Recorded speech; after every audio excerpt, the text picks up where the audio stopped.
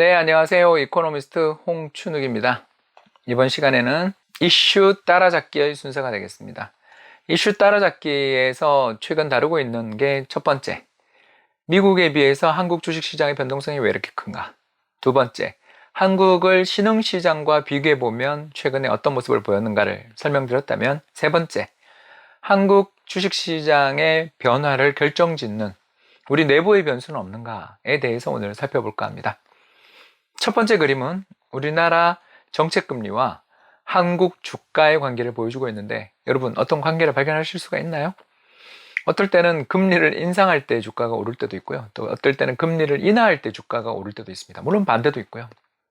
한마디로 말씀드려서 금리 인상과 인하에 따른 주가의 방향성이 모호하다라는 걸 발견할 수 있어요. 이런 걸 보면 금리의 변화에 따라서 주식시장이 급등락하고 있는 그런 해외 증시의 사례들, 이런 걸 보면 참 거긴 투자 쉽게 한다, 이런 생각들도 좀 들게 하는 것 같습니다. 아무튼 한국은 우리나라 정책금리의 변화로 주식시장을 설명하기에는 좀 어려움이 있다, 여기까지는 이야기를 드릴 수가 있겠죠. 그러면 또 다른 변수를 살펴보고자 합니다. 두 번째 그림을 보시죠. 네, 두 번째 그림은 코스피와 경제 성장률의 관계인데 기가 막히죠. 한국은 굉장히 경기 변동성이 크고, 이 격렬한 경기 변동성에 주식시장이 그대로 노출되어 있다, 이렇게 말씀을 드릴 수 있겠습니다. 결국 한국 주식시장에서 돈을 벌고 싶다면 경제성장률을 잘 예측하면 된다. 경제성장률이 바닥을 치고 올라갈 때 주식을 사면 되고, 반대로 경제성장률이 높아졌다가 낮아지는 시기에 주식 비중을 줄여나가는 그런 전략을 가지면 주식시장에서 백전백승까지는 솔직히 모르겠습니다만 상당히 우위에 설 수 있다는 것은 분명히 말씀드릴 수가 있을 것 같아요. 자, 그러면 경제성장률을 움직이는 요인은 어떤 것이 있는가? 세 번째 그림을 한번 살펴보죠. 건설투자 어떤가? 미국 같은 경우에는 경제성장률을 좌우하는 변수가 신규주택 착공이라는 것에 대해서는 예전에 몇 번 말씀드린 바 있었는데요, 우리나라는 별로 안 통합니다. 한국의 건설 투자는 굉장히 스윙 팩터인 건 분명하지만 우리나라 건설 투자의 변화가 경제 성장률에 미치는 영향은 과거에는 컸을지 모르지만 최근 들어서는 거의 영향을 미치지 못한다는 걸 알 수 있고요. 최근에 우리나라 경제가 어려운 이유는 결국 수출도 잘 안 되는 데다가 건설 투자가 완전히 망가져 있는 데서 성장률 둔화가 시작됐다는 것은 알 수 있을 것 같습니다. 결국 경제 성장률 나쁠 때 건설 경기 부양한다든가로 대처를 했어야 되는데 지금 정책이 좀 반대로 갔다라고도 볼 수 있겠습니다. 자, 그렇다면 한국의 성장률을 좌우하는 요인은 무엇이 있을까요? 다음 그림을 보겠습니다. 네, 여러분들 다 짐작하셨죠? 그렇습니다. 우리나라 경제 성장률을 좌우하는 가장 중요한 팩터는 수출입니다.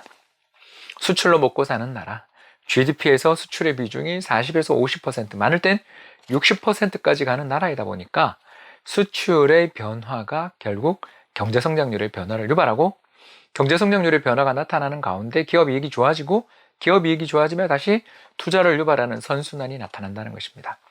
결국 한국 주식시장 내에서, 한국 경제 내에서 시장을 설명하는 가장 중요한 요인은 무엇이냐? 수출이다. 결국 이 결론에 도달을 하게 되는데요. 근데 여러분 여기서 끝내면 좀 섭섭하죠? 한국 수출을 좌우하는 요인은 어떤 것이 있을까요? 하나만 보여드리겠습니다. 네, 다들 웃으실 것 같아요. 그렇습니다. 국제 상품 가격의 변화 방향과 한국 주가의 방향은 거의 일치한다는 겁니다. 다시 말해서 국제 유가가 상승하는 국면에 한국 주식시장은 강해지고, 국제 유가가 빠지는 순간에 한국 주식시장은 약해진다는 거죠. 왜 이런 일이 벌어지는가? 지난 시간에 했죠. 첫 번째는 뭐였습니까? 조선이라든가 화학 등 한국이 유가에 직접적인 연관을 맺고 있는 비중, 섹터가 많다. 두 번째가 뭐였죠?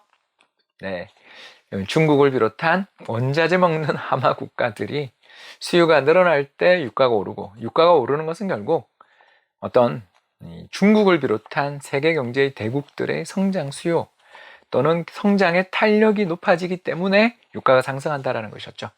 결국 우리나라 수출은 유가가 상승할 정도로 세계 경제의 수요가 증가할 때, 그때 레버리지를, 즉 유가와 직접 연관되어 있는 산업도 좋아지고, 더 나아가 유가의 상승을 유발했던 글로벌 경기의 순풍 효과를 함께 누린다라고 볼 수 있겠습니다. 여러분 어떻습니까?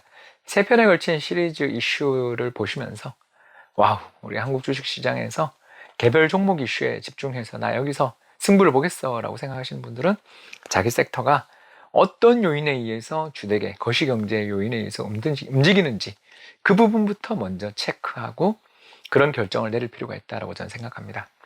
따라서 저는 기본적으로 탑다운 투자자, 거시경제로부터 종목으로 내려가는 하향식 투자의 어떤 스타일을 가질 수밖에 없게 되더라. 이렇게 오늘 말씀을 드릴 수가 있겠습니다. 지금까지 시청해 주셔서 대단히 감사합니다.